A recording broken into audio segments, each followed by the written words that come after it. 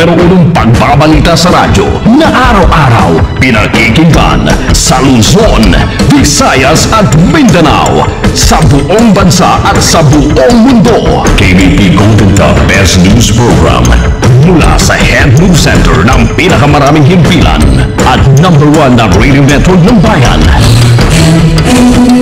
Ito ang numero 1 RMN News Nationwide. Kasama ang two-time KBP Golden Dove Best Public Service Awardee Rod Marcelino at ang maaasahang broadcaster Buddy Oberas. RMN News Nationwide. Ngayong tanghali sa RMN News Nationwide, Janet Lim Napoles nilinaw na walang media personality sa kanyang listahan naman na kinabang sa PDAP scam. Samantala, petition per bail ni Napoles sa Court of Appeals ibinasura.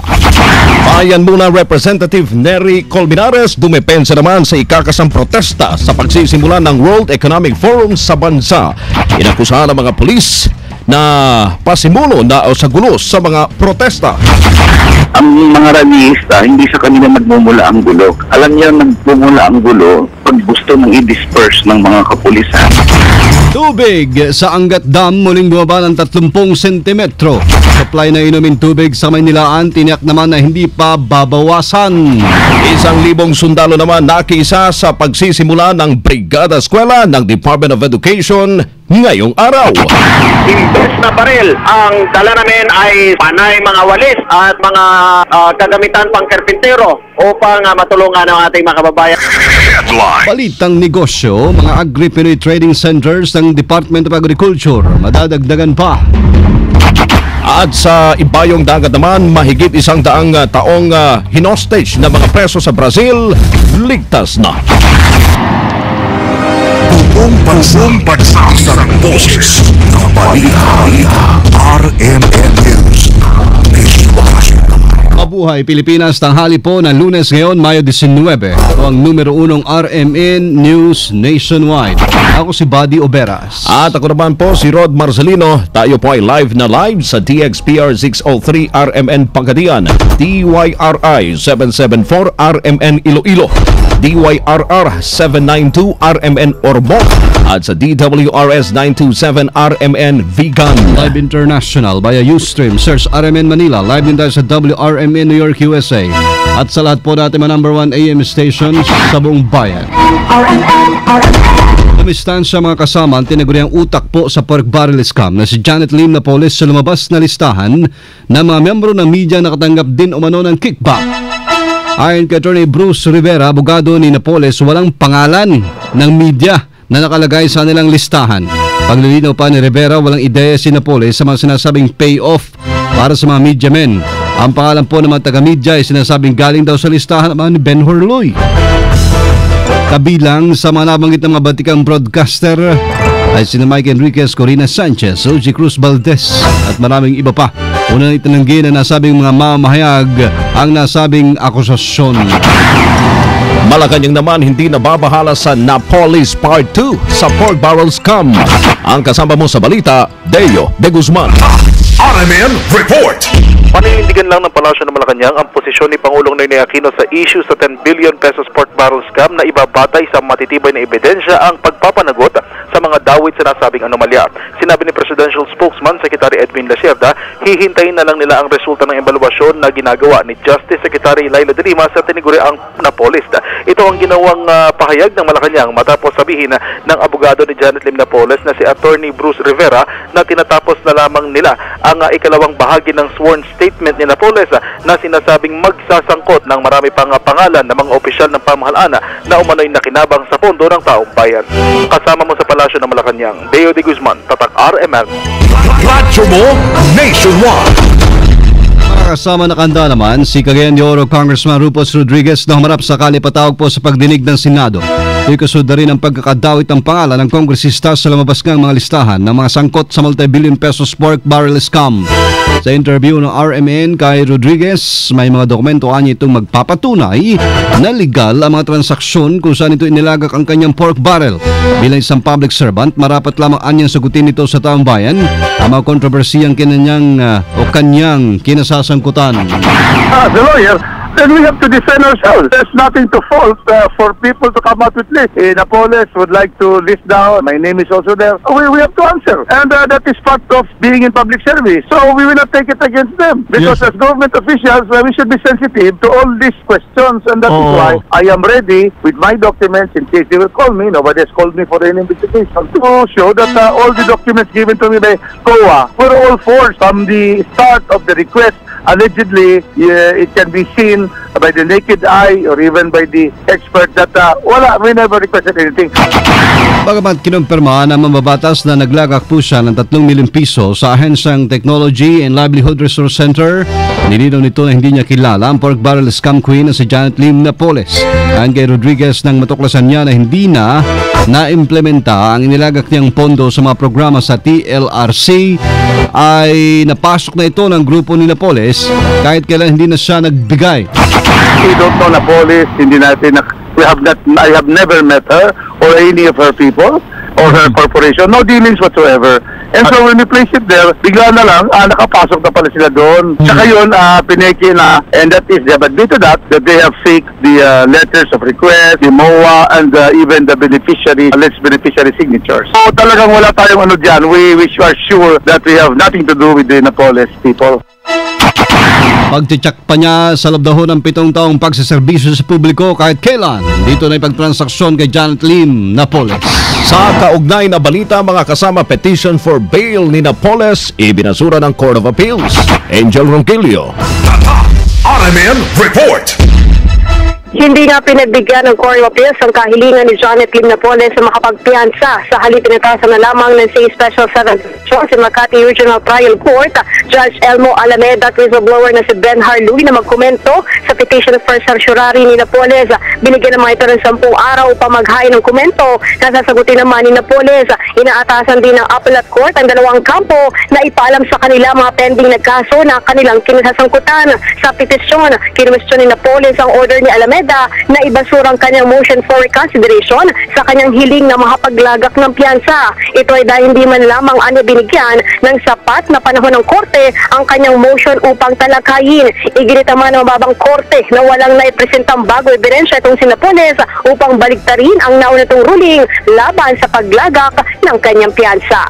Kasama mo sa lungsod ng Manila, Angel Ronquillo, Tatak, RMN. Radyo mo nationwide. Kongreso, indinipensa po yung mga gabineteng dawit pa rin sa PDAP scam. Sama natin sa Balita Live, Condi Batak. RMN Report. Dinipensa na liderato ng Kamara ang mga miyembro ng gabinete na nadadawit sa sabuatan sa pork barrel scam. Kasabay ito ng panawagan na dapat magbitiw na sina Budget Secretary Butch Abad, TESDA Director General Joel Villanueva at Agriculture Secretary Proceso Alcala. Ayon kay House Speaker Sonny Belmonte Jr. ni wala pang mabigat na dahilan para magbakasyon ng 3 cabinet members at lalong wala pang basihan para magbitiw ang mga ito. Ang pagkakadawit umano ng mga ito ay base pa lamang sa salita ng mga nag-aakusa na walang kaakibat na pruweba. Hindi umano makatwira na pagbitiwin agad sina Abad, Alcala at Villanueva nang wala pa man lamang naglalabas ang patunay na naging tiwali sila sa paggamit ng pondo ng bayan at wala pa rin kasong naisasampa sa mga ito sa korte. Kasama mo mula sa Kamara, Conde Batak, Tatak, RMN. Radyo mo nationwide.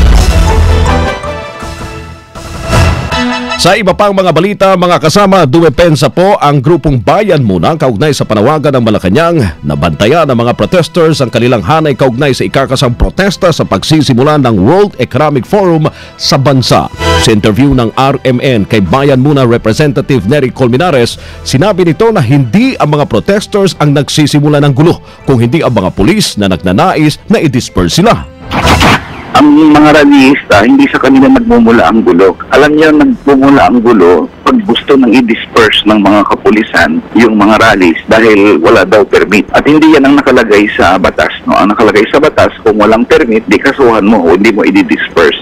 But in any case, so ang gulo lang gagaling sa hanay ng kapulisan. Tingnan nyo naman, pag hindi naman dinidisperse ng pulis, wala namang gulong nangyayari. Binanatan din ni Colmenares ang mga maling pananaw ni Pangulong Noynoy Aquino sa ibig sabihin ng rally na paraan niya kay Pinoy ang rally ay ang panggugulo. Actually, may maling connection si President Aquino. Ang pag-rally o freedom of assembly ay panggugulo. May problema siya doon kasi para sa kanya, yung pag-rally, panggugulo yan. Yung freedom of the press, yung media, nagre-report kayo ng totoo. Halimbawa, kung may decision, kung may nabanggit doon sa World Economic Forum na kontra sa interest ng mamamayang Pilipino, i-report ng media para kay President Aquino, panggugulo yon. Hindi, that's the exercise of the constitutional rights Huwag niyang i-equate na huwag na kayong manggulo, therefore huwag kayong mag-rally. Una nang umapela Malacanang sa mga grupong magdaraos ng protesta na maging mahinawan para maiwasan ang sakitan at karahasan. Gito Malacanang dapat ipakita at ipadama sa mga bisita ang pagiging hospitality ng mga Pilipino sa pamamagitan ng pagiging magalang at matulungin. Higit naman sa 30 sentimetro ay binaba mga kasama na antas po ng tubig sa Angat Dam. Sa nakalipas sa mga oras, sayon kay Angat Dam Plant Manager Engineer Rodolfo Herman, nasa 177.90 meters na lamang ang water level sa dam alas 6 kaninang Lunes. Ngayon po Lunes sa umaga kanina, mas mababa daw yan kumpara sa 178.28 meters nung Linggo. Nabatid na dahil sa kawalan ng malakas at malawak na pagulan, araw-araw na bumababa ang tubig. Patuloy naman ang cloud seeding operation sa lugar para magapan ang pagbaba ng tubig. Kapag bumagsak na sa 170 meters ang level ng tubig, doon pa lamang posibleng bawasan ang pagsusupply sa tubig inumin dito sa Kalakhang, Maynila. Kaugnay pa rin mga kasama sa nalalapit na Economic Forum dito po sa bansa, ang DSWD Pasay puspusan ng operasyon sa mga batang lansangan sa pagdating ng World Economic Forum. Ang kasama mo sa balita, Joyce Adra. RMN Report! Pinaigting pa ng Pasay, DSWD Pasay ang ilang operasyon laban sa mga batang lansangan at sa mga namamalibong sa kalsada. Sa harap ito ng mga pagdagsa ng mga delegadong dadalo sa World Economic Forum. Layo ng hakbang ng DSWD Pasay na mga iwasan ng pagsampa at pagharang ng mga batang lansangan sa mga sasakyan ng mga delegado na madalas mangyari sa mga balikbayan at sa mga dayuhan. Samantala ang Pasay Tricycle and Pedicab Franchise and Regulatory Office ay puspusan din ang paghuli sa mga out-of-line at kolorom na pedicabs at tricycles partikular sa kahabaan ng Andres Avenue, Tramo at Buendia Avenue sa Pasay City. Kasama mo sa Southern Metro Manila, Joyce Adra, Tatak RMN. Radyo mo nationwide. Higit kumulang sa 1,000 sundalo na kilahok sa kick-off ng taon ng Brigada Eskwela ng Department of Education. Ngayong araw yan mga kasama sa interview ng RMN kay 7th Civil Relations Group Lieutenant Colonel Harold Kabunok. Binambahagi daw ng AFP unit sa NCR, magtatrabaho sa ilalim ng direksyon ng Joint Task Force NCR na siyang magbibigay ng mga skilled personnel para sa nakalaang mga trabaho gaya po ng pagpipintura, pag-aayos at paglilinis ng mga pampublikong paaralan sa buong bansa. Sinabi pa ni Kabunok na sa diwa ng bayanihan, sa halip nga ng mga baril ay walis at kagamitan pong pangkarpentero ang hawak ngayon ng mga sundalo para tumulong sa taong bayan kung saan ay kanilang inuna ang Kulyat Elementary School sa QC. Humigit kumulang sa 1,000 mga sundalo ang pinadala ng Joint Task Force NCR na kinabilangan ng 7th Civil Relations Group upang tumulong sa ating school authorities ng Department of Education upang maihanda ang kanilang mga school facilities. At halimbawa dito sa Kulyat Elementary School ay meron kaming gawing kitchen na kung saan ang mga karpinterong sundalo ay siyang magkumpone nito. At ito ay sa diwa ng bayan, sinusulong ng Armed Forces of the Philippines ay mga sundalo natin.